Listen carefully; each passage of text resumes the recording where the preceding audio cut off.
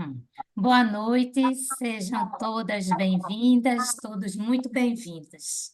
Meu nome é Vânia Beltrão, e eu estou atualmente na coordenação do GAPAC para assuntos científicos. Para quem não conhece o GAPAC é uma associação sem fins lucrativos, onde voluntários recebem pessoas acometidas pelo câncer. Para dizer assim, rapidamente, nós acolhemos pessoas, e o termo é acolher mesmo, porque nós damos ênfase ao lado emocional, ao lado afetivo. Então, nós acreditamos que esse diagnóstico, não é, a pessoa precisa muito de um acompanhamento do lado afetivo, do lado emocional. Eu gosto de destacar que semanalmente temos um encontro às segundas-feiras, que é a nossa reunião de compartilhamento, onde a equipe técnica, nós da equipe técnica e os pacientes, os familiares, os amigos, nos encontramos desde a pandemia, que tem sido online, mas para o ano pretendemos fazer híbrido. E nesse encontro nós partilhamos nossas dores, nossas alegrias, eh, Medos. nossos medos, enfim, nós partilhamos, não é, a nossa vida para, com isso, ter uma qualidade melhor durante o enfrentamento dessa doença. Então, eu só queria falar, dar só uma pincelada. Nós estamos em todas as redes sociais. E o GAPAC, para você conhecer, Pronto, você tem que realmente Tatiana, né? entrar em contato com a gente, ir lá na nossa sede, a nossa casinha. Nós todas somos voluntários, é um trabalho inteiramente voluntário. Nós fazemos isso com muito, muito, muito amor. E agora eu queria falar da nossa palestrante. Eu queria começar, gente, dizendo uma coisa assim: ela é a minha fisioterapeuta, e eu queria dar um depoimento antes de apresentá-la. O seguinte, eu tive câncer de mama no ano 2000 e fiz a minha mastectomia, que foi uma mastectomia com a ressecção muito grande, total da mama, e fiz a reconstrução. E fiz a reconstrução com aquele retalho das costas, trazendo.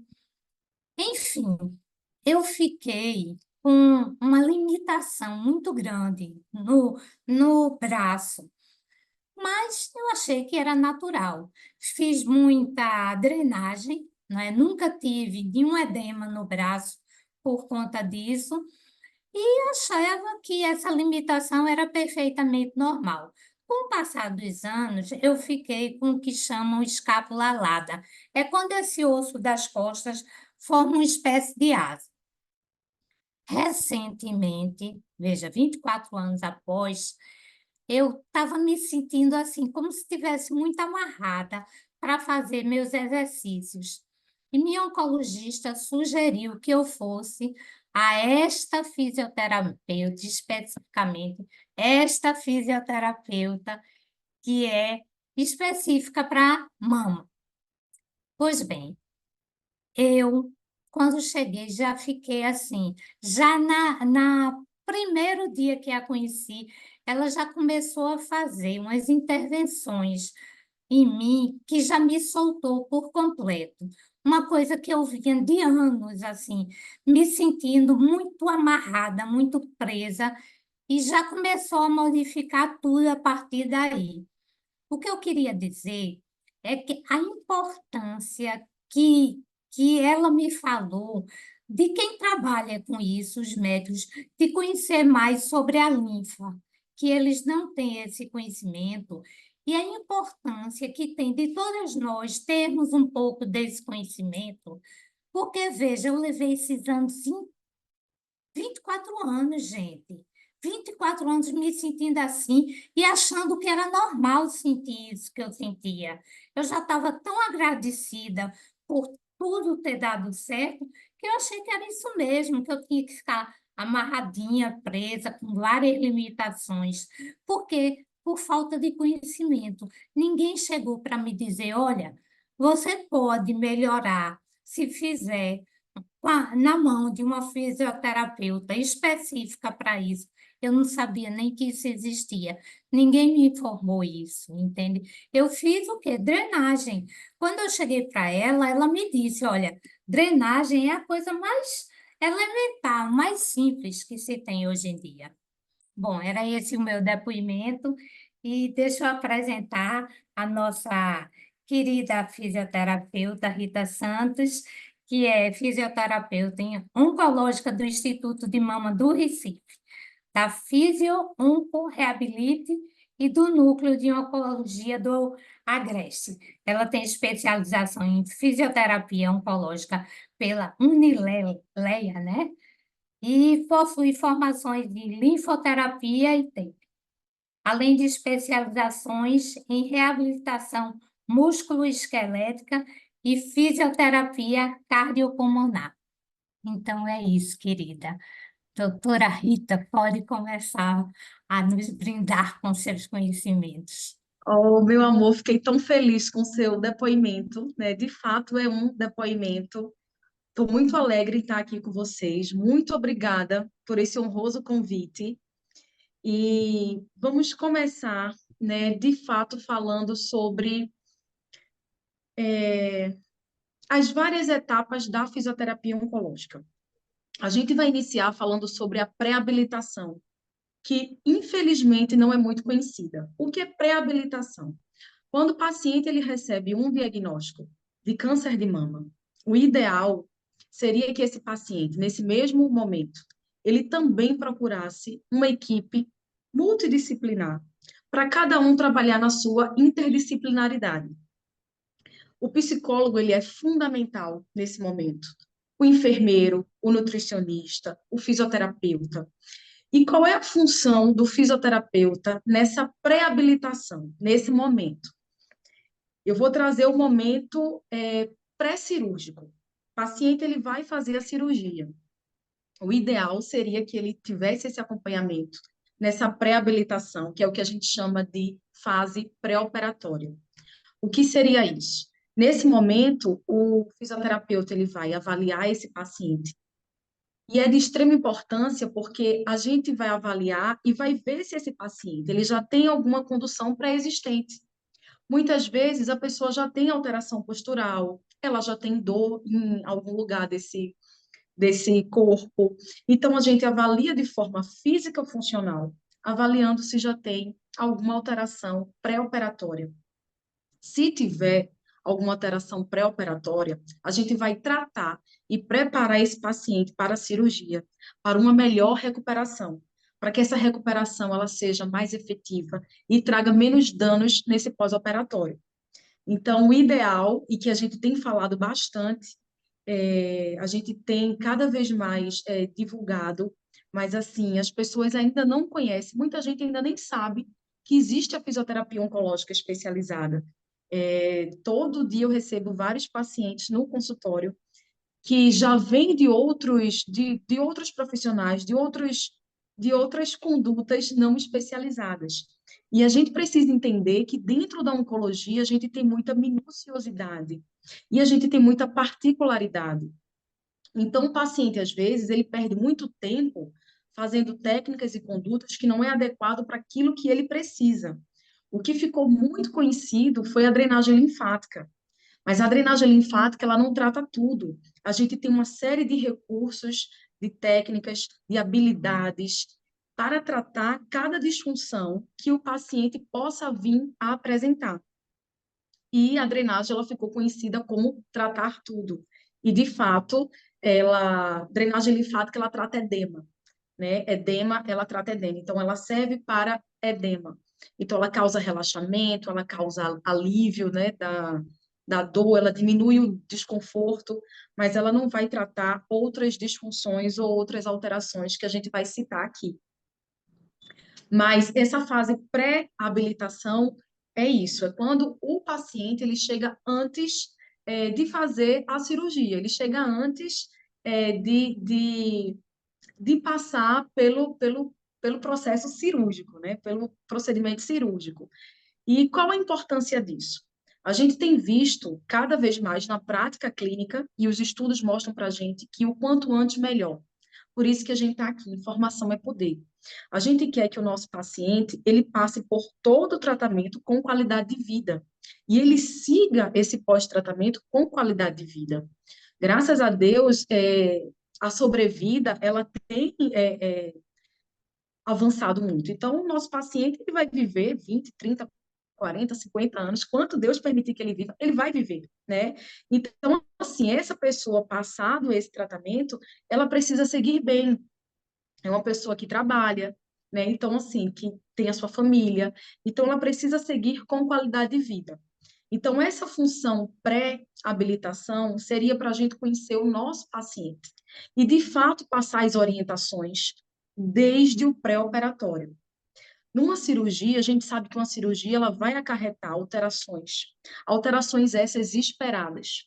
Então, quanto antes a gente orienta o nosso paciente, a gente é, explica a ele desde esse pré-operatório que a gente chama imediato, essa fase precoce, a gente quer minimizar e prevenir complicações e alterações que podem vir a acontecer.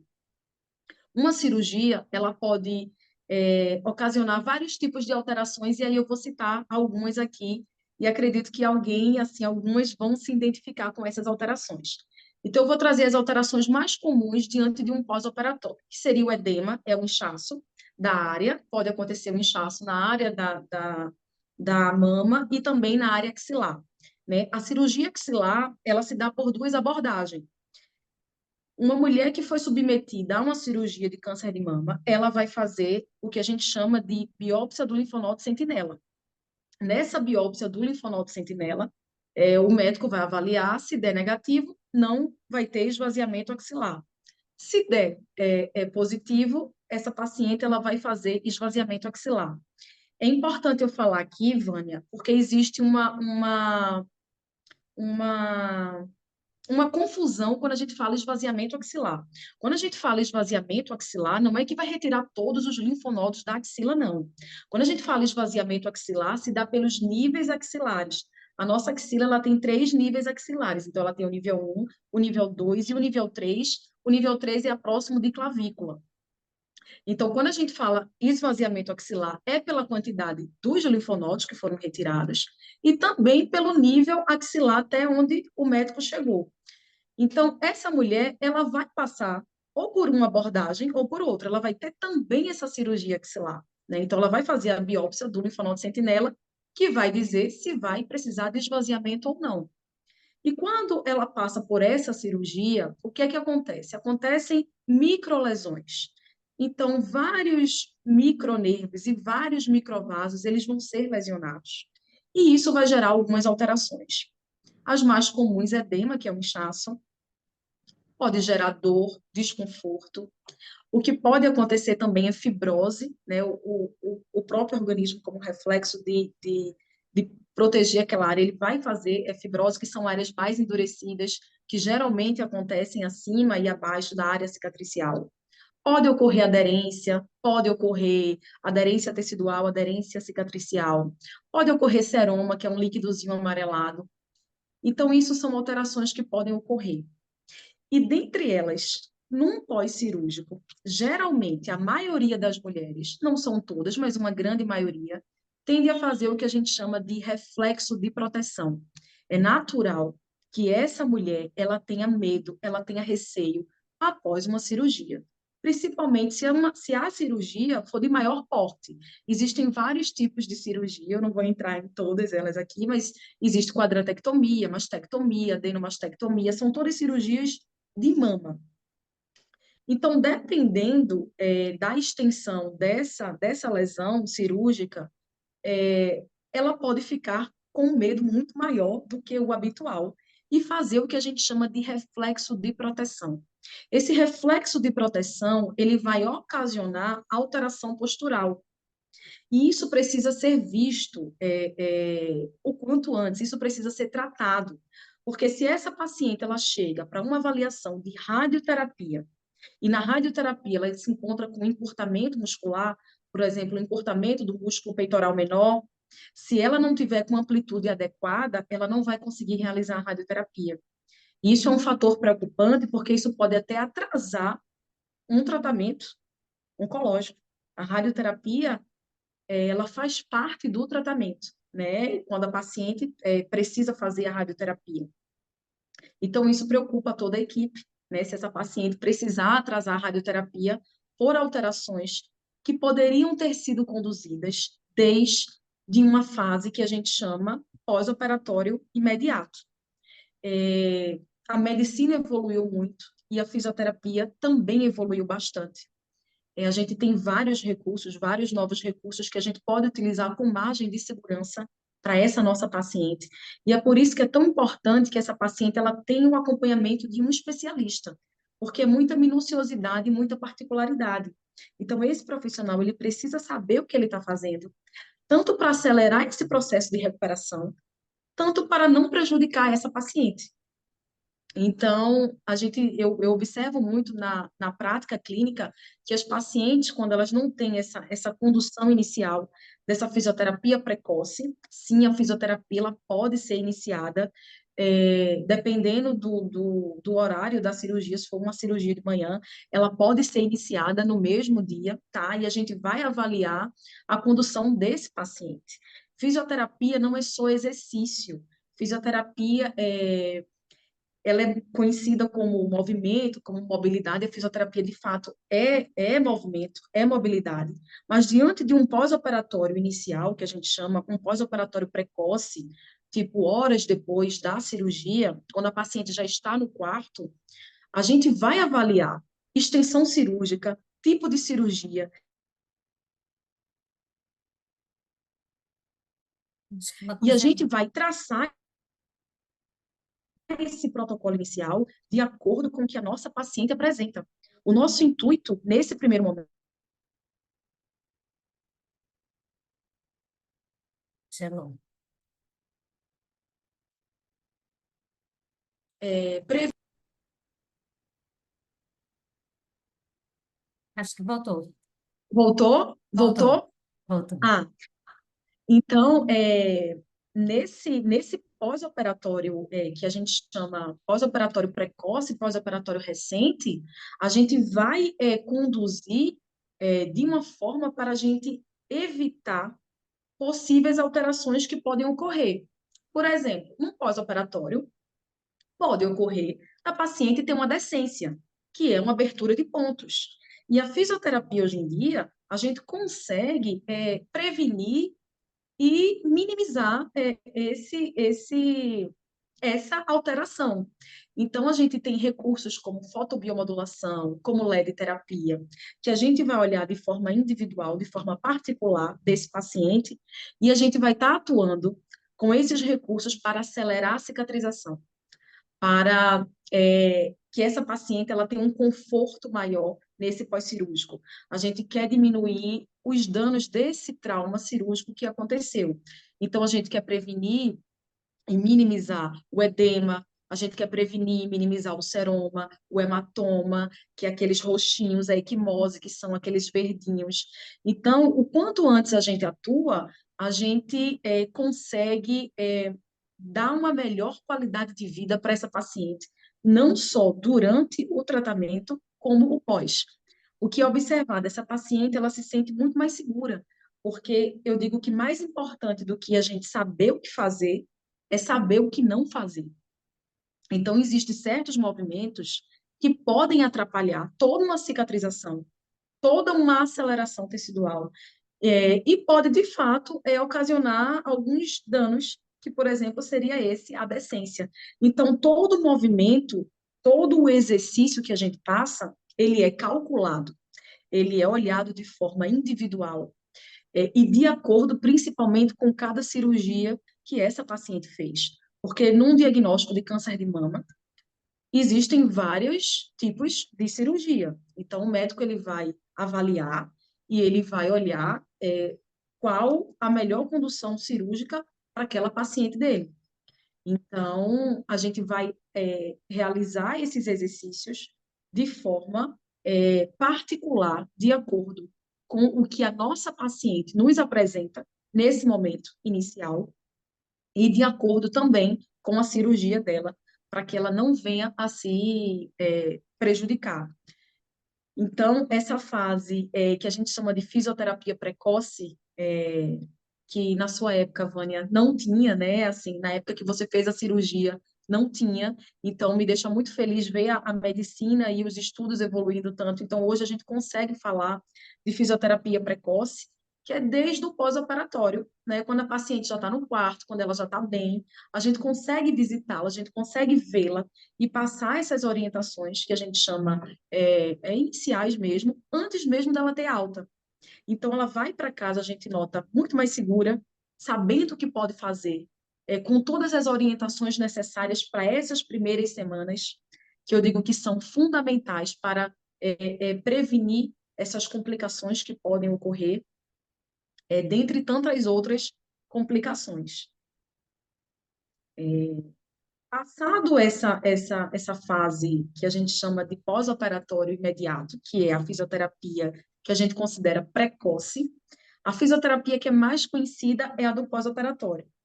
Sendo que o pós-operatório, muitas vezes, ele chega numa fase muito tardia, quando essa paciente ela já está com muitas alterações e complicações, né? E essas alterações e complicações, elas podem gerar muita dor, muito desconforto, e, de fato, ela atua diretamente na qualidade de vida dessa paciente. Então, essa paciente, ela fica com a qualidade de vida diminuída, os afazeres do dia a dia, as atividades de vida diária, o trabalho. Então, a gente nota que tem uma queixa importante porque existem alterações que foram instaladas. Eu digo que as 2 primeiras semanas, elas são fundamentais. Elas são primordiais para a gente acelerar a cicatrização e conduzir esse pós-operatório da melhor maneira possível. Conduzir de uma forma que essa paciente ela não passe por um pós-operatório, ela não tenha uma experiência ruim de um pós-operatório. Né? Eu digo que a gente precisa olhar o nosso paciente como um todo. A gente precisa ter esse olhar da nossa paciente de forma individual, né? Não ter aquela receita de bolo. Então, a drenagem linfática, infelizmente, ela se tornou uma receita de bolo. Ela é uma técnica maravilhosa, é uma técnica que eu utilizo e muito, mas eu utilizo para a minha paciente que precisa de drenagem linfática. A gente tem uma série de técnicas para a gente estar atuando. A gente tem terapia manual, terapia mecanomoduladora, que são formações que a gente vai fazendo ao longo do tempo. Então, tem LED terapia, tem fotobiomodulação, tudo isso são recursos que a gente pode utilizar para a nossa paciente, dentre tantos outros. E esse pós-operatório que a gente precisa ter esse olhar atento, a nossa função é cada vez mais informar. O quanto antes essa paciente chegar, o quanto antes ela tiver as orientações necessárias e as informações adequadas para ela, de forma particular, para o que ela está trazendo para a gente, seja numa químio, seja numa rádio, seja no pós-cirúrgico, mais qualidade de vida essa paciente vai ter. A gente precisa pensar na qualidade de vida durante todo o tratamento e pós o tratamento também. Em uma conversa nossa, a gente falou de intraoperatório. E aí, o que é o intraoperatório? O intraoperatório é quando o fisioterapeuta ele entra dentro do bloco cirúrgico, junto com a equipe médica. E o que é que um fisioterapeuta faz dentro de um bloco cirúrgico? Essa é uma pergunta frequente.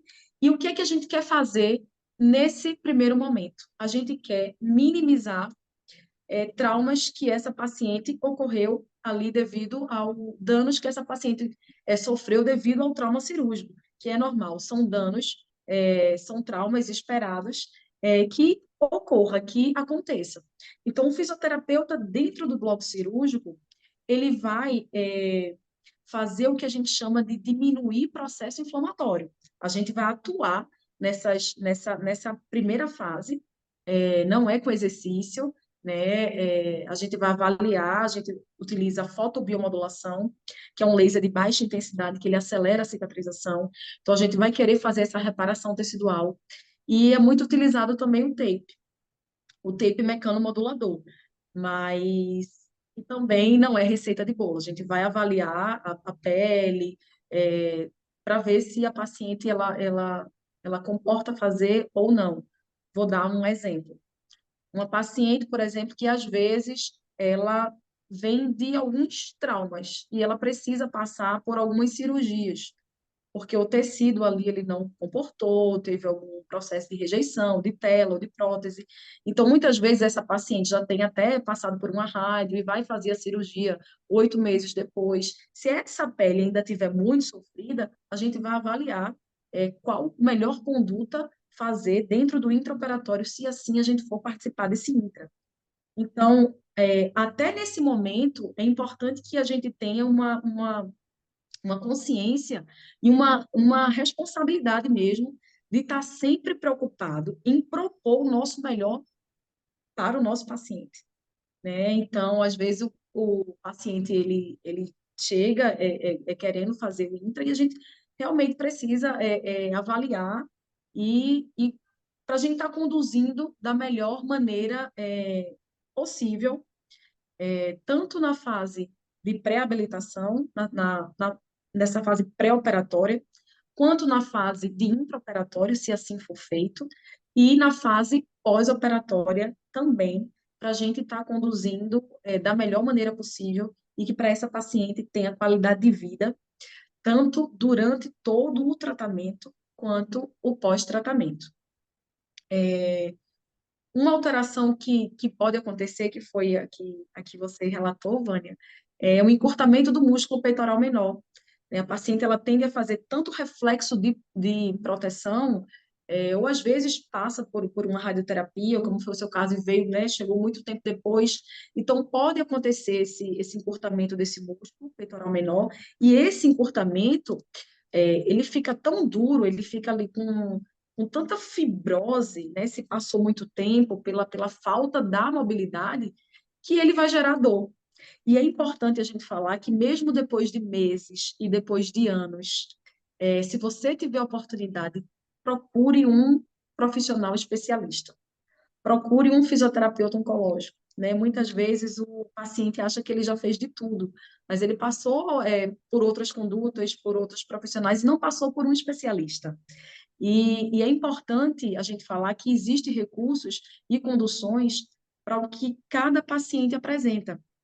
Então, encurtamento do músculo peitoral menor, síndrome da rede axilar, que é um cordãozinho fibrótico, também que geralmente nasce na axila e ele pode percorrer até o punho ou não, mas ele pode percorrer toda a parte medial do braço, e isso gera muita dor e muito desconforto. E tudo isso, numa fase inicial, a gente consegue estar prevenindo.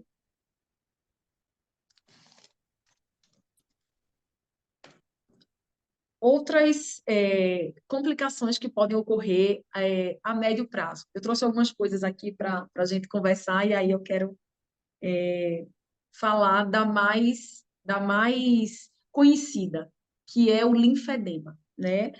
Essa complicação ela pode ocorrer tanto a curto prazo, quanto a médio prazo, quanto a longo prazo.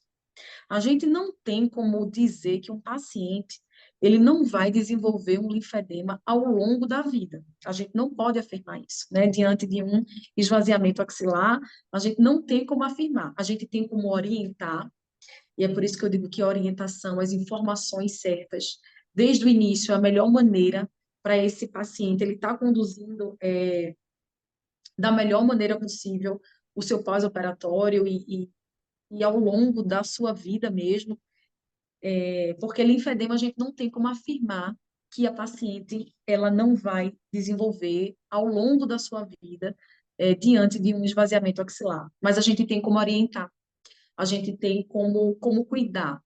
E linfedema, que é a complicação mais temida diante de um pós-operatório, Se ela não é tratada, linfedema, é importante a gente deixar aqui que é uma outra dúvida também. Linfedema, quando a gente fala que linfedema não tem cura, é porque uma vez o sistema linfático lesionado, ele não tem como ser refeito.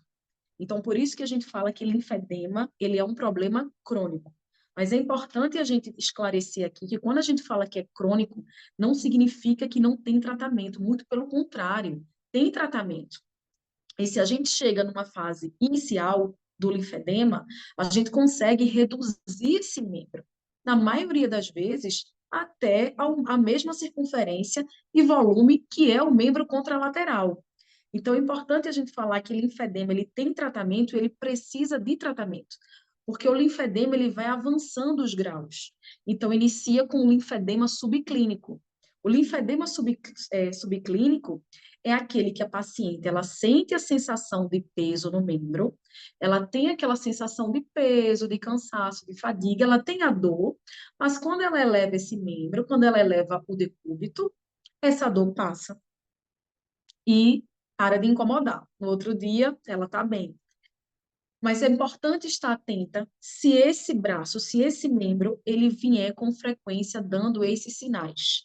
Porque aí já pode ser um sinal de um linfedema subclínico. Linfedema subclínico é aquele que a gente olha, a gente não vê diferença de volume, a gente faz a perimetria e a gente também não consegue visualizar na perimetria a diferença. Mas muitas vezes é por isso que a gente precisa desse olhar atento. Essa paciente, ela vem com uma dor persistente, ela vem com um incômodo persistente nesse membro, e a gente precisa avaliar se não é um linfedema subclínico, que é aquele linfedema ali grau zero. Linfedema, quando ele não é tratado nesse iniciozinho, ele vai evoluindo. É por isso que é importante tratar. A gente não pode deixar de cuidar, de tratar um linfedema, porque a tendência é ele evoluir. Ele sai do grau zero para o grau um, ele pode ir do grau um para o grau 2, ele pode ir do grau 2 para o grau 3 e chegar até o grau 4, que são aqueles mais bem volumosos, que a gente já vê muita fibrose, que são áreas endurecidas, alteração de coloração, de temperatura, muitas vezes bolha. Então, assim, a gente precisa ter esse olhar atento, tanto a própria pessoa, né, que está passando por esse tratamento e ao longo da vida também, tá atenta, porque linfedema, ele precisa de controle, que a gente chama, ele precisa de acompanhamento para que a gente consiga tratar e, de fato, reduzir o grau do linfedema se ele já tiver em um estágiozinho mais avançado, para que essa paciente não venha ficar disfuncional. E hoje em dia, a gente tem vários dispositivos. Então, eu acredito que vocês conheçam mais a braçadeira, que é aquela meia compressiva de braço, e conheça aquele enfaixamento, que era o enfaixamento que a paciente tinha que vir para o consultório todos os dias, para a gente estar fazendo esse enfaixamento, que é o enfaixamento feito pelo profissional. Mas a gente tem hoje em dia os autos dispositivos. E esses autos dispositivos é quando a gente orienta essa paciente. A paciente ela consegue se enfaixar, né? Então a gente orienta, a gente já tem autos dispositivos no mercado que é como uma luva mesmo, que é tipo com velcro, que é bem fácil da paciente colocar.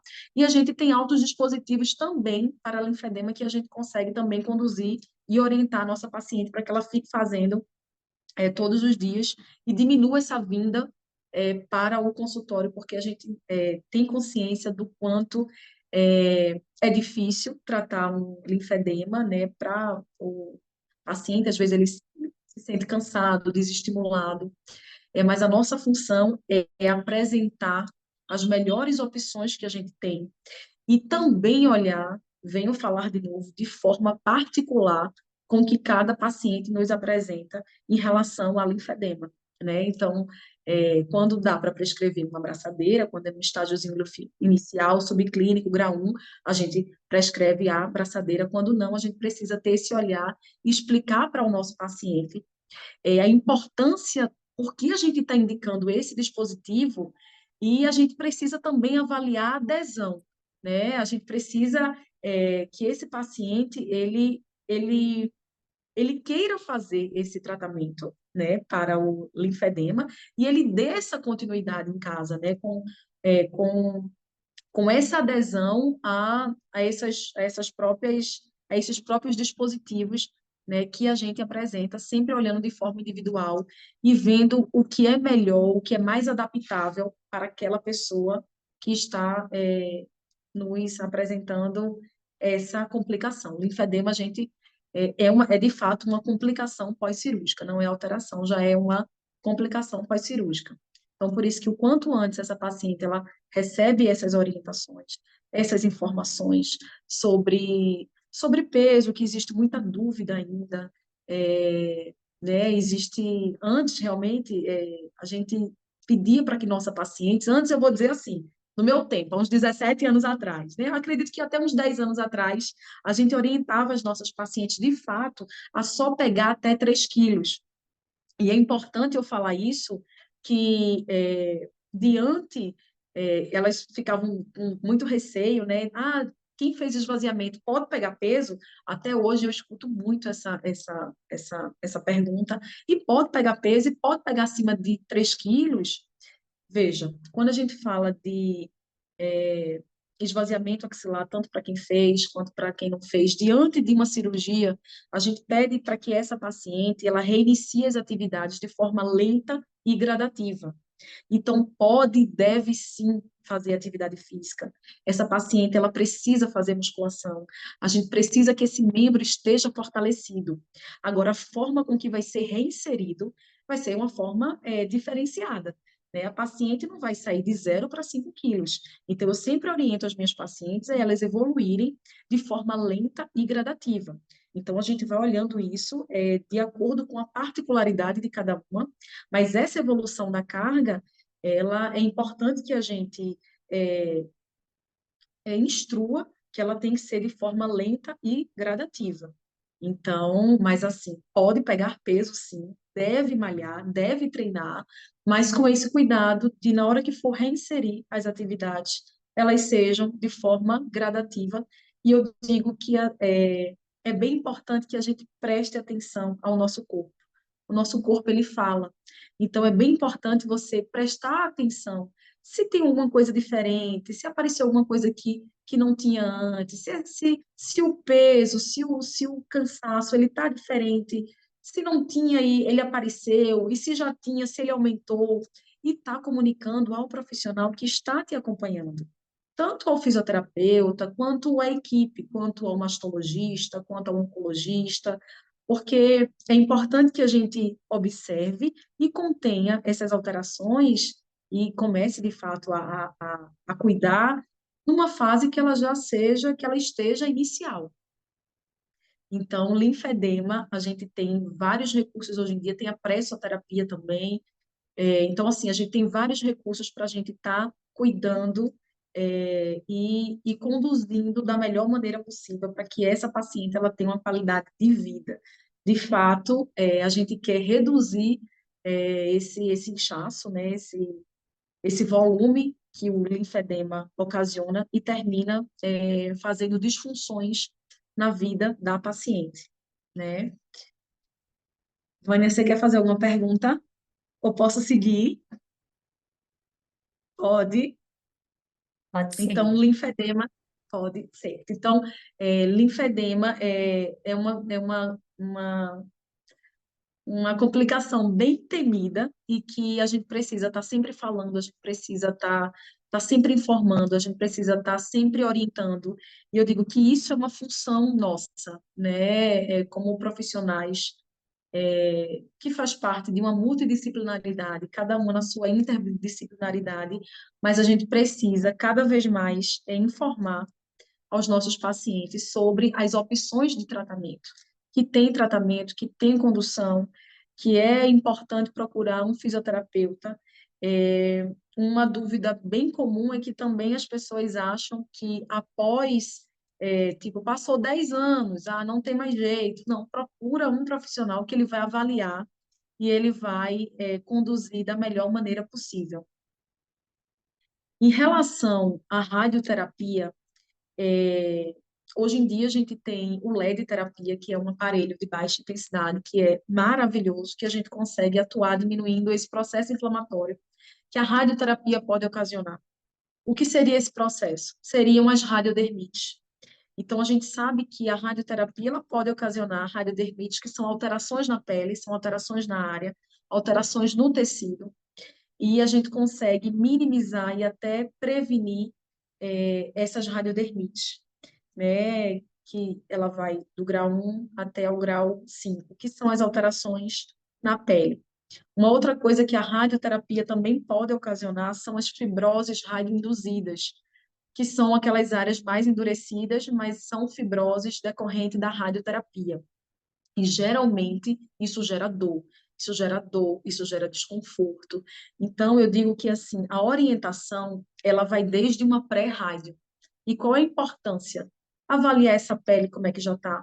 Se essa pele ela está mais ressecada, a gente começa a orientar que a hidratação ela também precisa ser de dentro para fora e não só de fora para dentro.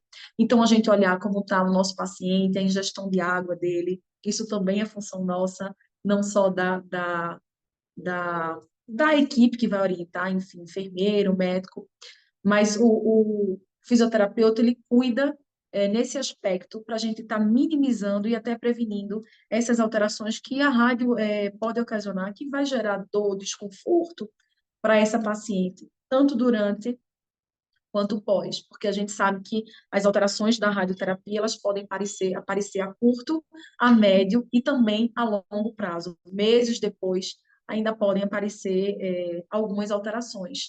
Então, é importante a gente conduzir um plano de exercício para a nossa paciente, para que ela, durante a radioterapia ou após a radioterapia, ela não gere um encurtamento desse músculo, ela não apareça como a síndrome da rede axilar, que é o cordão fibrótico. A hidratação, né? Então, é bem importante a gente orientar essa paciente quanto às áreas de hidratação, quais áreas ela precisa hidratar e quantas vezes ao dia ela precisa hidratar. Tudo isso são cuidados que a gente tem com a pele, né? Eu oriento as minhas pacientes a já iniciar essa hidratação, essa ingestão de água. Quando eu sei que minha paciente já vai fazer radioterapia, então eu já oriento elas antes a estarem já hidratando com um hidratante específico, a estarem já preparando esse corpo para essa área que vai ser irradiada. Então, isso também é bem importante, além da mobilidade, dela chegar com uma boa mobilidade, ela manter essa mobilidade durante e após também a radioterapia para seguir com qualidade de vida. Rita, deixa eu te perguntar uma coisa. Você prefere, no final, responder as perguntas ou à medida que surgir você responde? Olha, fiquem à vontade. Eu acho que a gente podem ir fazendo perguntas para ficar bem Certo, dinâmico, para a gente ter certo, um bate-papo bem bacana. Então, assim, fiquem à vontade. certo. Porque Fábia fez uma pergunta. Ela perguntou se existe alguma possibilidade das pacientes que não fizeram esvaziamento axilar desenvolver linfedema. Excelente pergunta, Fábia. Veja só, a probabilidade é mínima, tá?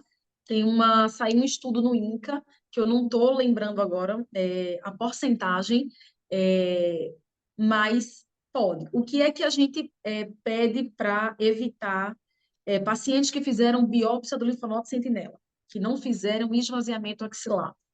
A gente pede para evitar medicações endovenosas, tá? Então, pacientes que submeteram só a biópsia do linfonodo sentinela, eu oriento a elas fazerem medicações endovenosas no membro contralateral, tá?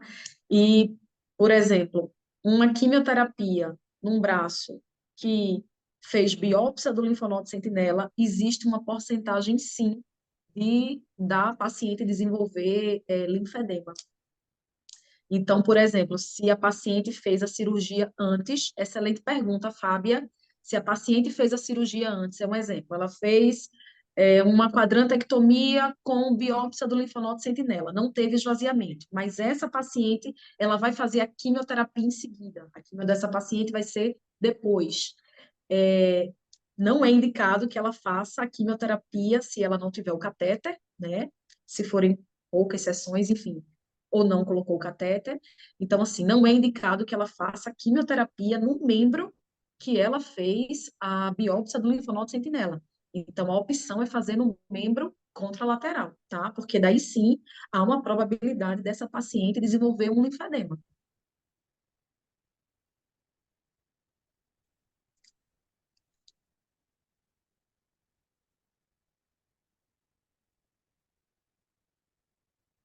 Ok, se aparecer pergunta, eu vou. Ah, As pessoas certo. podem fazer diretamente, né?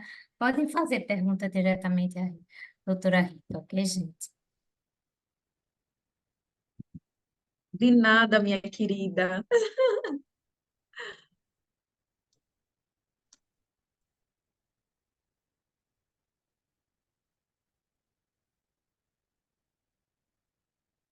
Tá, agradecido. Pode continuar. Se houver Vou dar pergunta, as pessoas podem fazer diretamente à doutora Rita. certo, certo. Então, é importante a gente conduzir em todas as fases, eu digo, do tratamento oncológico. Numa quimioterapia, por exemplo. A quimioterapia, ela pode ocasionar o que a gente chama de neuropatia induzida pela quimioterapia. E o que seria isso? Geralmente, algumas pacientes, dependendo da medicação de quimioterapia que for feita, elas apresentam dormência e formigamento nas extremidades, mãos e pés. Então, sentem fraqueza, muitas vezes sentem dor pela própria neuropatia induzida pela medicação. É, então, a fisioterapia ela também atua nisso. Então, a gente atua com exercícios de propriocepção, a gente atua com o LED terapia. Então, a gente consegue hoje em dia minimizar essas alterações que, na maioria das vezes, geram muito desconforto para essas pacientes. Então, muitas vezes a paciente ela faz a quimio antes, agora eu vou trazer um outro exemplo. Ela faz a quimio antes e depois ela vai fazer a cirurgia. Então, se essa paciente ela chega numa fase, aquela que a gente conversou de pré-habilitação, e na minha avaliação e na nossa avaliação, né, como profissional, a gente vê que essa paciente ela está com uma queixa de neuropatia induzida pela quimioterapia, ela está com formigamento e dormência nas extremidades, ela está com fraqueza nos membros, ela está com dor, ela está com desconforto, e que é extremamente incômodo, né? A gente consegue minimizar essas alterações e a gente consegue cuidar dessa paciente para que ela faça a cirurgia e, e, e tenha mais qualidade diante de um pós-operatório. Ela não vá para essa cirurgia com tanto desconforto, já que no pós ela vai precisar seguir alguns cuidados e orientações que a gente vai pedir, né? O intuito da gente acompanhar essa paciente em todas as fases é para ela passar, de fato, com qualidade de vida durante o tratamento e que ela siga essa qualidade de vida no pós, né? Durante o tempo, os anos de vida que ela vai ter, ela precisa seguir bem, ela precisa seguir da melhor maneira possível.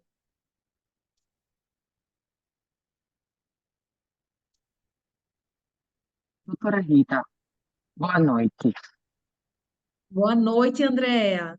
Tudo bom? Tudo bom, meu amor? Eu passei também agora pela mastectomia total, tá certo? E fiz quimioterapia e radioterapia. Eu terminei a radioterapia agora no dia 3 de outubro. É, a Certo. senhora tocou num ponto é importantíssimo no meu caso, que eu estou com essa dormência, né, nos nervos periféricos, né, nas mãos e nos pés.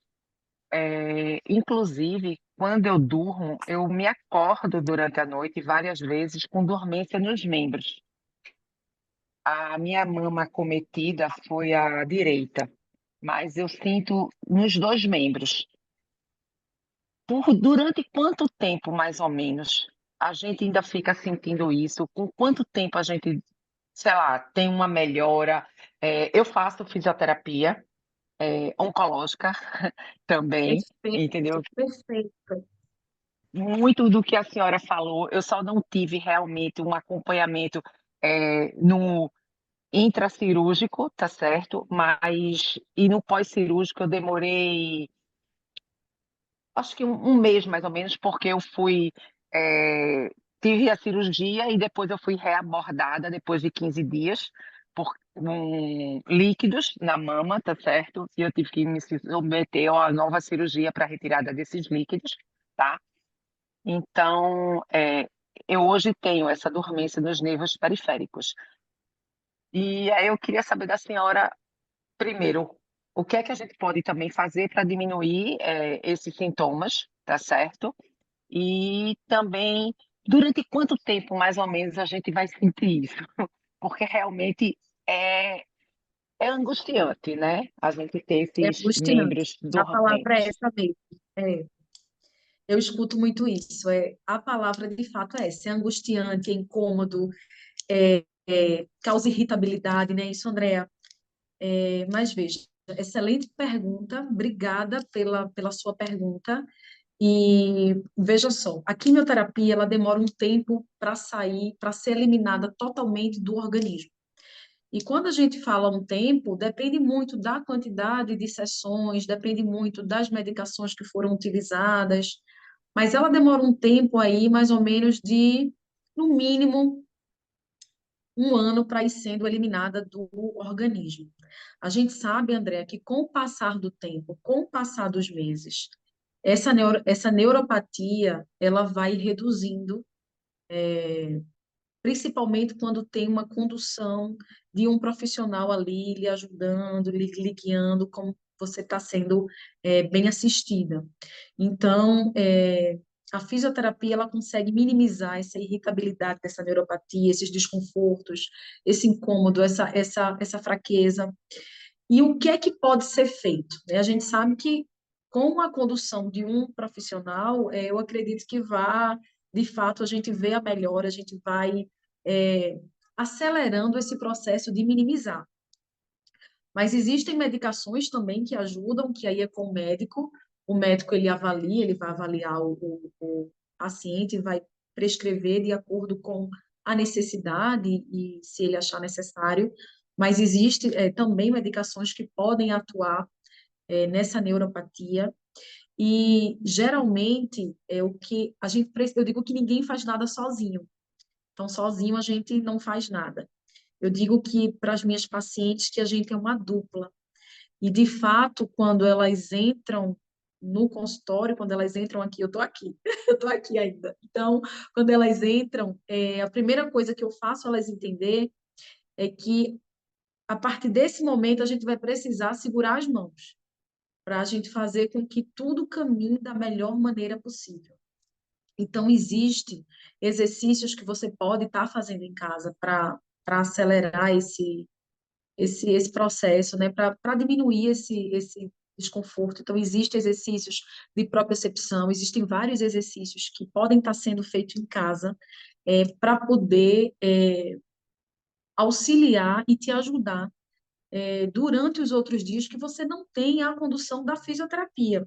Eu digo que o momento que vocês têm no consultório é pouco, né? O dia tem 24 horas. A gente precisa pensar no depois. A gente precisa pensar no momento que vocês colocam o pé para fora de um consultório. Então, as orientações, as tarefinhas de casa, como eu costumo chamar, elas precisam existir, né? Para que essa condução dessas alterações e complicações que ocorrem no tratamento elas minimizem mais rápido e vocês tenham mais qualidade de vida no dia a dia. Mas existe sim uma série de, de, de técnicas e de exercícios mesmo que vocês que competem, né, que comportam vocês estarem fazendo em casa. Tá, joia? Muito obrigada, viu? De nada, meu amor. Sendo excelente a sua palestra. Muito obrigada. Obrigada, de nada. Inclusive, Andréa, eu posso te passar depois. Eu compartilho alguns exercícios lá na minha página. Sim, Eu vou deixar aqui ao final. E também eu estou aberta para tirar as dúvidas de vocês. Eu acho que é sobre isso, né? Não adianta eu vir aqui falar essas informações e depois vocês quererem tirar uma dúvida, um esclarecimento e não ter isso depois, porque a gente sabe, isso é uma realidade, nem todo mundo tem acesso a um especialista. Então, a minha página eu utilizo muito para ajudar, para informar, porque eu acho que o nosso papel, antes de tudo, ele precisa ser esse, né? Eu digo da área de saúde, a gente precisa ajudar e acolher, principalmente quem não tem acesso à informação. Então, eu recebo várias perguntas diariamente no meu direct e eu faço questão de responder todas. Então, eu estou aberta a vocês também depois tirarem suas dúvidas. Mas façam aqui, que eu quero responder todas.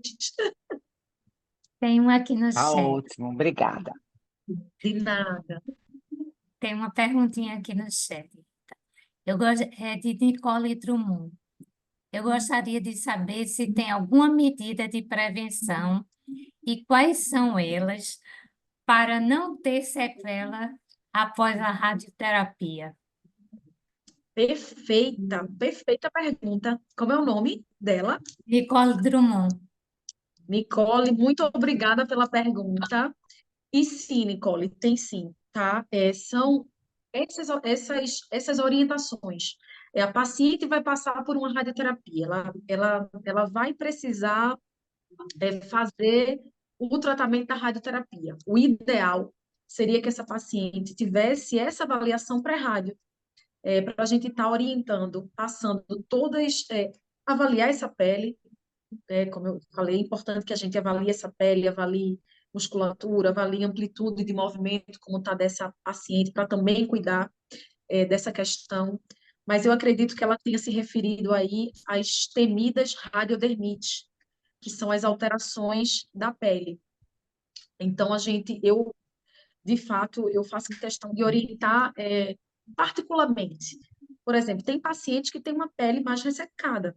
Então, eu peço para que essa paciente ela hidrate mais vezes, né? Então, 3 vezes para aquela pele, para aquela paciente, de fato, se é uma paciente que ela não tem o hábito de beber a quantidade de água que ela precisa, que ela necessita, se ela bebe pouca água, então eu tento fazer com que ela entenda a importância de seguir essas orientações, para que juntas a gente possa estar minimizando e até prevenindo mesmo essas alterações que a radioterapia pode ocasionar.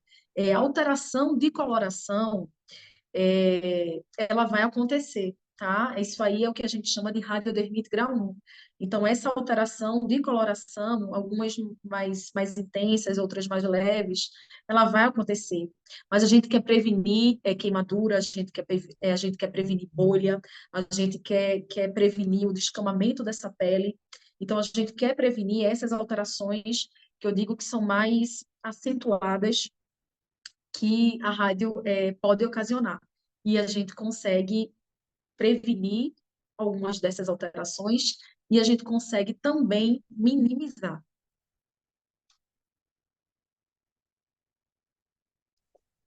Boa noite, doutora. Boa noite, meu amor. Eu Joana, gostaria, tudo bom? Joana, tudo bem. Eu gostaria de saber uma coisa. Eu fiz operação de mama na época da pandemia. Então, eu não pude fazer o tratamento. O tratamento, eu digo, fiz o esvaziamento da axilar, mas eu não pude fazer pessoalmente, né? o tratamento aqui, porque eu tinha muito inchaço, retenção de líquido. Então, eu fiz através de vídeo com a fisioterapeuta. Aí eu fiquei praticamente boa, mas hoje eu ainda sinto que ele está retendo líquido. Eu tenho que continuar com o tratamento de fisioterapia? Joana, você fez, só para eu entender, você fez uma cirurgia e era época de pandemia, Sim, era isso? sim, E você fez esvaziamento axilar, sim, só para eu entender, sim. certo? Perfeito. Não, tirei a mama fez também o esvaziamento. Fez o esvaziamento, certo? Foi. Veja só, diante de uma abordagem axilar, esse edema, que é o que está lhe incomodando aí, provavelmente deve ser um edema, eu não sei porque eu não estou lhe avaliando, mas esse inchaçozinho provavelmente é um edema. Ele pode aparecer, Joana, ao longo da sua vida, né? Nessa área axilar, e ele pode aparecer na área axilar, como ele também pode vir um pouquinho para trás do arco da axila para a parte posterior. Então, isso que acontece comigo. É pouquinho, mas eu sinto isso. Mas sente. Sabe como é que eu Sim. chamo isso? Quer dizer, eu chamo não, vocês chamam quando chegam aqui. Eu acho que muita gente que passou pela cirurgia vai se conectar agora. Vocês chegam relatando como se tivesse uma bolsinha, uma carteira, uma pochete embaixo da axila que não deixasse com que essa axila encostasse completamente feito a outra. Então, isso geralmente é edema. E sim, Joana, precisa de uma condução. Não deixe isso acumular para não aumentar e não ficar disfuncional. Porque quando acumula muito, ele geralmente tende a ir para essa partezinha posterior da axila. E às vezes só uma condução resolve, às vezes uma ou duas condução. Se é pouquinho, eu sempre digo, quando notarem alguma coisa, procurem, comentem, falem, relatem, ou para o médico, ou para o profissional que já acompanha, porque tudo que é conduzido de forma inicial, aquilo ele não se estende. Então, aí, provavelmente, pelo que você me relatou, é um edema pontual, pelo que você me relatou, um edema pequeno, e que com É, uma condução, no máximo aí, ou duas, não sei, esse edema, esse desconforto, ele já sai, tá? tá Mas é bom. importante que você seja vista para que esse edema, ele não fique acumulando, ele não vá aumentando, tá? Muito obrigada. De nada. Eu vi que Nicole entrou, eu quero mandar um beijo para Nicole, que é uma querida minha. Tá a Fábia aí, tá a Karine. Eu Podem vi que perguntar. teve uma pergunta de Teve uma novo, mas eu não estou pergunta, achando. Norma. Eu Não, gostaria que Norma fizesse essa pergunta de novo, é, porque eu vi que ela fez uma pergunta. eu também não estou encontrando. Oi, Eu acho que boa a pergunta noite. Boa noite. Eu posso fazer Pode. pode, deve. o seguinte: quando você fala e todas as pessoas dizem fazer uma hidratação da pele, aí você diz só Certo. na região da mama, ou axila, braço, peito, tórax e tudo, para Perfeito, ficar Norma. tudo Perfeito. hidratado? Perfeito, Norma, excelente pergunta. Veja só, a área que vai ser irradiada, tudo é avaliado, né? O médico ele vai avaliar, né?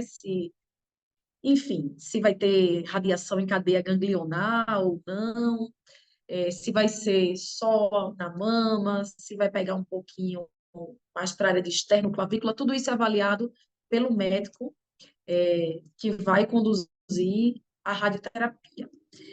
Eu peço para minhas pacientes, vou falar aqui agora o que eu faço, o que eu peço. Eu peço para as minhas pacientes hidratarem uma área maior, Norma. Então, eu peço para elas hidratarem uma extensão maior. Eu peço para elas hidratarem do externo, toda a área da mama, subindo para clavícula e pescoço e a área axilar. E, em alguns casos, eu ainda peço para hidratarem a área do músculo grande dorsal. Isso sendo avaliado de forma minuciosa, mas, num geral, eu peço para minhas pacientes hidratarem do externo até toda a área da mama, área da axila e subindo para o mesmo lado, área de clavícula e pescoço. Eu sempre ficava com essa dúvida, né? Quer dizer, o pescoço, clavícula, como é que eu se precisaria hidratar ou se era somente a região das mamas e no máximo o colo, né? O colo aqui. Assim. Entendi. Você já fez a rádio? Já, já fiz a rádio, mas continuo, porque de vez em quando eu fiz em março a rádio. E algumas vezes eu ainda sinto quente a mama. Pronto, perfeito você ter falado isso. A área que foi irradiada, ela provavelmente vai gerar algumas alterações que podem ser a curto prazo, a médio prazo ou a longo prazo.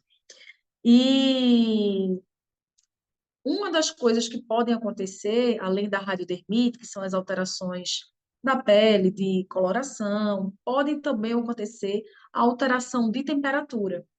E essa alteração de temperatura, ela pode durar alguns meses, né? Alguns pacientes também podem sentir desconforto ou dor a curto prazo, a médio prazo ou a longo prazo. Após uma rádio, pode aparecer essas alterações. O que você pode estar fazendo para minimizar, Norma, você pode, agora, né, como foi em março, você pode estar fazendo aí compressinhas mais frias, mais geladinhas para estar aliviando essa área, porque muitas vezes nessa alteração de temperatura vocês sentem desconforto. Então, você pode estar fazendo compressazinhas frias, mais geladinhas nessa área, se de fato essa alteração de temperatura lhe gera desconforto. Durante o período eu fiz muito compressa de chá de camomila. Perfeito, é uma coisa que a gente orienta também, né? Eu oriento para minhas pacientes fazerem tanto durante quanto depois também da radioterapia, depois que eu digo assim, mais ou menos eu vou avaliando cada uma de acordo com as alterações, de acordo com o que elas estão me relatando, com o que eu estou avaliando, mas eu também peço para o pós-término da rádio, após conclusão do tratamento da rádio, elas continuarem por um tempo também com a compressa de chá de camomila. Nesse caso, a gente pede compressa de chá de camomila temperatura ambiente. Então, é frio, né? Então, a gente pede para estarem fazendo tanto durante a radioterapia, porque acalma a área, diminui a irritabilidade, a coceira, o queimor, quanto também eu peço para fazer também após a conclusão do término do tratamento da radioterapia. Muitíssimo obrigada pelas orientações. De nada.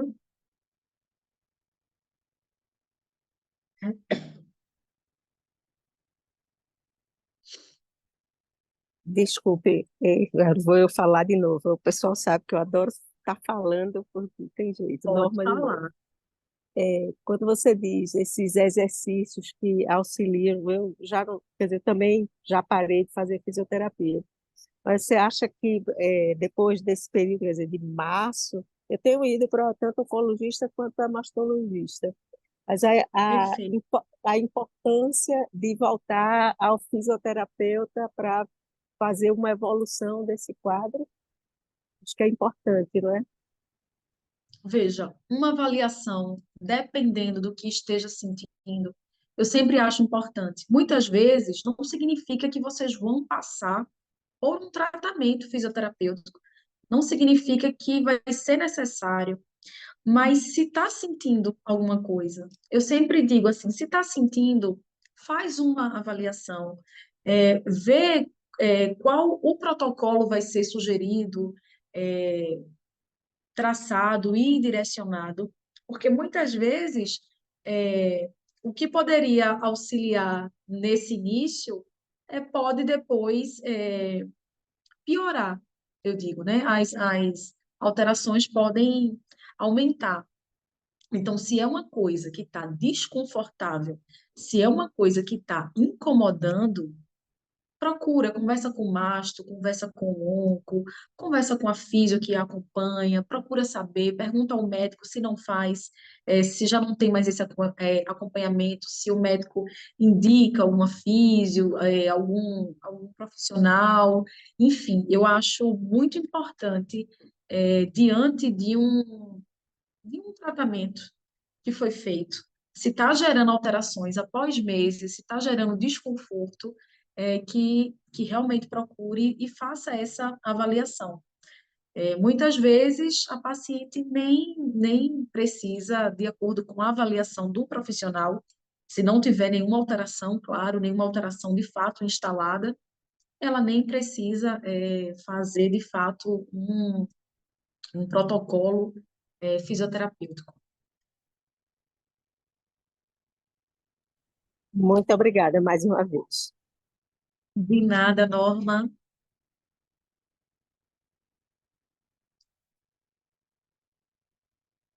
Com quanto tempo depois da rádio podemos usar desodorante?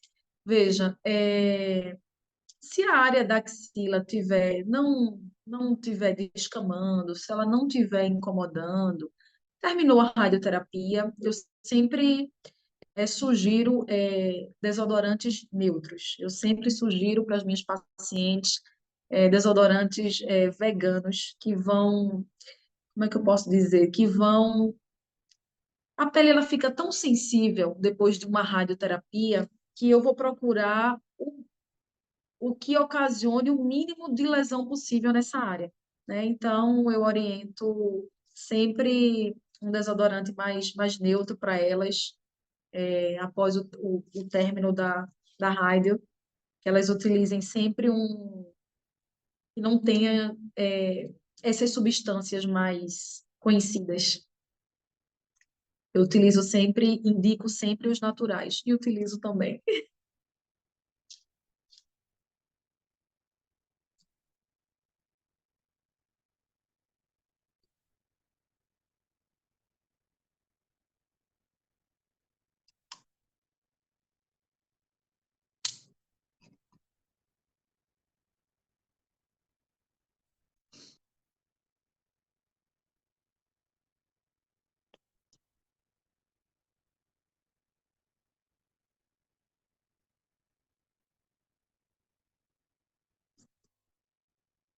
Eu vi que alguém fez uma pergunta, mas eu não consegui Deixa eu ler. te dizer, Nilda.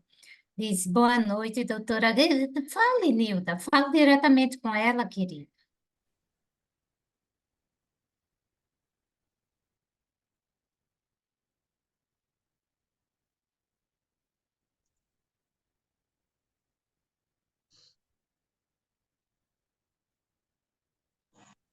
A gente não está lhe ouvindo, Nilda.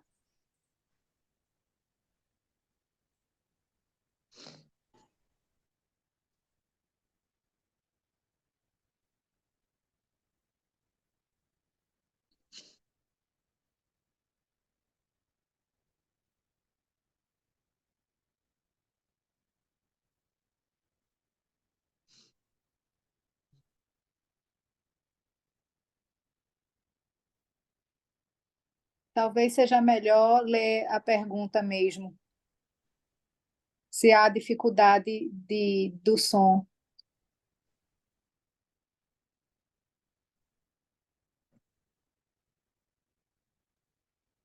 Vânia, você tá com o som desligado.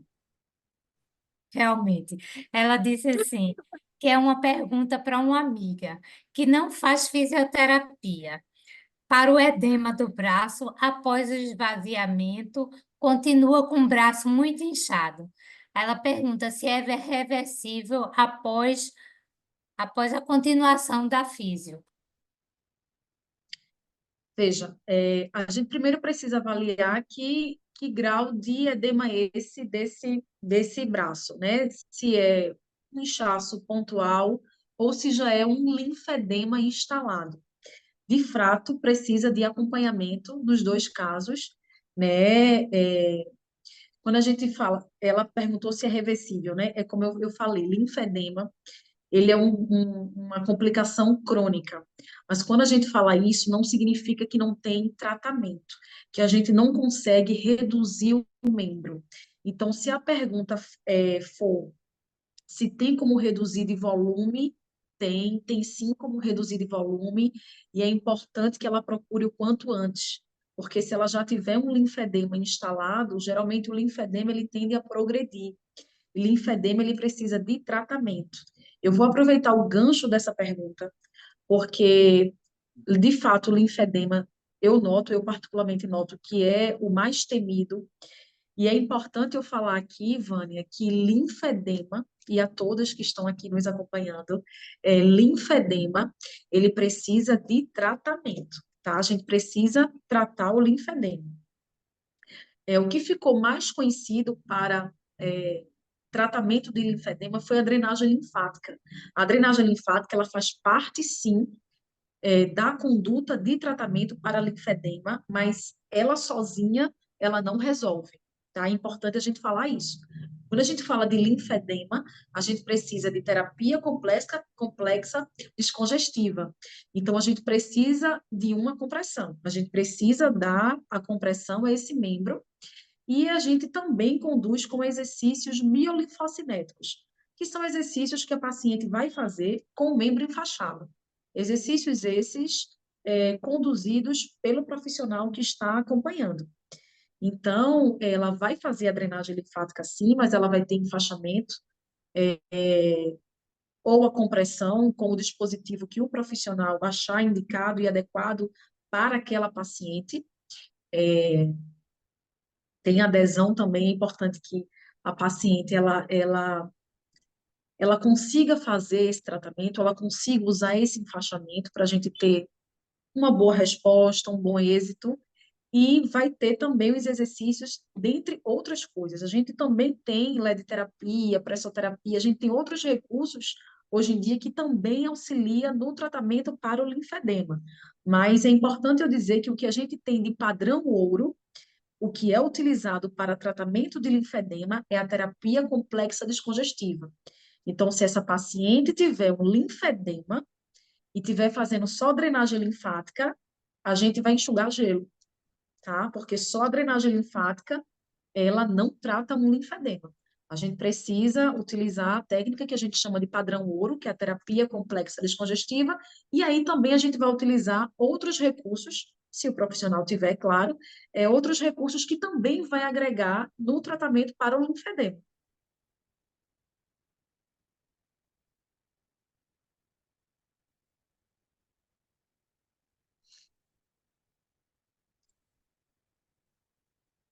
Eu acho que teve a Andrea que fez uma pergunta. Eu não sei, apareceu, Eu mas não vi não, mas mais. eu não consegui ver. Eu acho que foi numa hora que eu estava dando Não, você já alguma respondeu, resposta. meu amor. Já Você já me Respondi, ela falou, respondeu. tá certo. Obrigada. Tá certo. De nada, minha querida.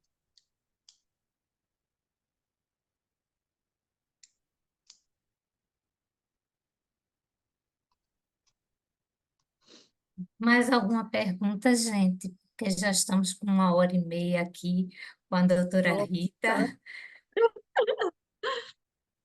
Se alguém tiver, vamos fazer agora. Não, Rita, acho que não tem mais, não. Não.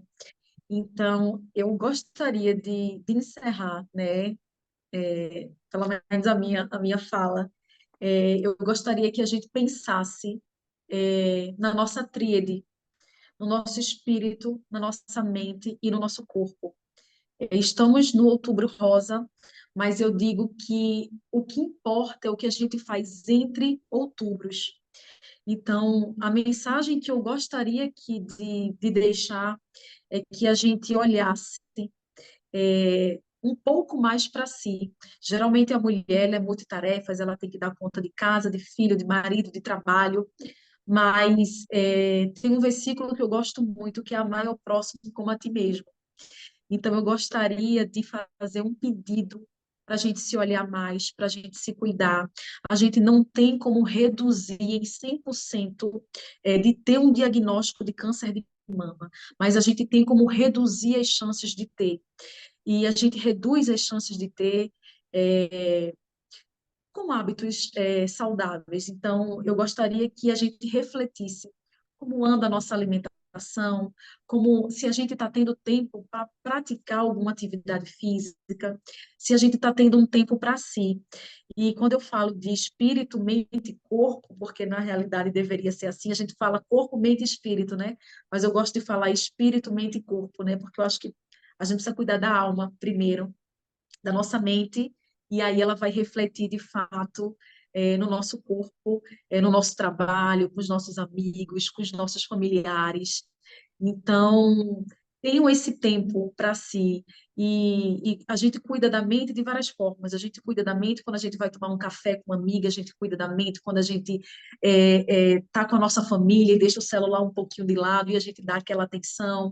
Então, assim, eu gostaria que a gente se olhasse mais, que a gente tivesse um tempo para a gente, para fazer a respiração do dia, para acalmar antes de iniciar um trabalho, né? Então, é importante que a gente tenha essa consciência. Outubro é um mês extremamente importante, é um mês de conscientização, mas eu queria deixar essa fala aqui, que a gente olhasse o que a gente está fazendo entre outubros. Que ótimo, doutora Rita, porque parece até que você passou pelo GAPAC, porque é, nós realmente, não toda a nossa reunião, toda segunda-feira, aquela reunião que eu falei de compartilhamento, a gente se reúne para a gente lembrar, e a gente mesma, a equipe técnica, se lembrar da importância de cuidar da nossa saúde mental, do corpo, da mente, do espírito, dessa tríade que você falou aí, o quanto é importante, né? E quando a gente se desliga, se afasta um pouco dela, como isso adoece o corpo, não é? Então, assim, Verdade. você parece que já passou pelo GAPAC. Oh, coisa Nosso, linda. nosso pensamento é sempre voltado para isso. Agora, deixa eu te dizer uma coisa. Eu acho que você viu no chat, foram muitos, muitos, muitos agradecimentos para você. Ah, Muitos, eu que muitos, muitos agradeço. Eu elogios. que agradeço. As Para mim foi pessoas uma honra. acometidas pelo câncer, olha, foram muitos, assim, perfeito, maravilhoso, esclareceu Ai, tudo, que coisa muita coisa. boa. Que Enfim, coisa boa. Para mim foi uma é, honra estar aqui com vocês. De fato, é muito bom a gente falar daquilo que a gente tem como missão. hum, E para mim é uma alegria imensa, de fato, informar, orientar e estar conduzindo da melhor maneira possível, quer que a pessoa seja o meu paciente ou não. Então, eu só tenho a agradecer, Vânia, pelo convite. Você é uma pessoa maravilhosa. Como eu já lhe disse, assim, eu fiquei muito feliz em conhecer vocês. E a minha gratidão por conhecer uma pessoa de luz e tão especial na minha vida. Eu digo que nós somos abençoados para abençoar. E nós nos abençoamos mutuamente. Então, a gente está aqui para isso. E muito obrigada pelo convite. E estou à brigadíssimo, disposição. querida, brigadíssimo, o GAPAC agradece demais, olha, foi muito proveitoso, as pacientes que foram acometidas pelo câncer de mama tiveram uma ótima oportunidade, muito, muito, muito obrigada. E obrigada a E sigam vocês. o GAPAC, sigam o GAPAC, vocês precisam conhecer o GAPAC. Vânia, fala o Instagram do GAPAC, dessa instituição maravilhosa e que ajuda tanta gente. De Pois fato, é, vocês precisam conhecer. Eu vou deixar agora lá na minha página do Instagram também para vocês acompanharem e estarem Cecília vai conhecendo o colocar aqui. GAPAC. Nós estamos em todas as redes sociais. É impossível não achar a gente. Se botar um GAPAC, o grupo para pacientes de câncer, a gente se amostra logo. Muitíssimo obrigada, querida. Muito, muito. Gapá que Obrigada. agradece imensamente. E a vocês também, obrigada. Uma boa noite para todas. E foi Um ótimo, beijo no Rita. coração. Boa noite a todas.